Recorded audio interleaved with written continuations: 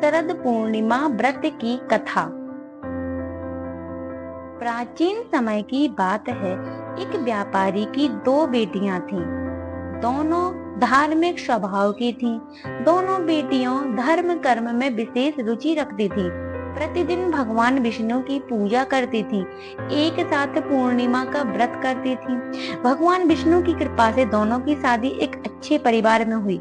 शादी के बाद दोनों ने पूर्णिमा व्रत रखा, लेकिन छोटी बेटी पूरा व्रत नहीं रख पाती थी। इसके लिए शाम के समय भोजन कर लेती थी। इसके कारण व्रत का पुण्य फल प्राप्त नहीं हो पाता था। वहीं बड़ी बेटी व्रत को पूरे श्रद्धा भाव से करती थी।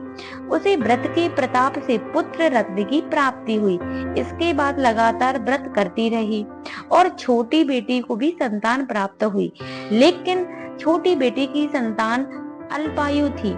एक बार जब छोटी बेटी संतान के शोक में बैठी थी, तभी उसकी बड़ी बहन आई।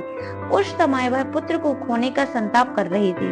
उसी पर बड़ी बेटी के वस्त्र छूने से छोटी बहन का पुत्र जीवित हो उठा। यह देखकर छोटी बहन बहुत खुश हुई और खुशी के कारण रोने लगी। तभी बड़ी बहन ने पूर्णिमा व्रत की महिमा बताई। जब उस समय बहन ने पूर्णिमा व्रत को विधि विधान के साथ किया, अन्य लोगों को भी व्रत करने की सलाह दी।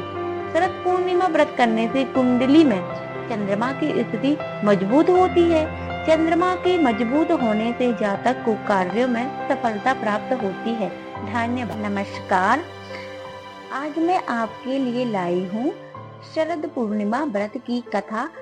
अश्विन माह की शुक्ल पक्ष की पूर्णिमा को यह पर्व मनाया जाता है। इस अवसर पर भगवान विष्णु एवं माता लक्ष्मी की पूजा आराधना की जाती है।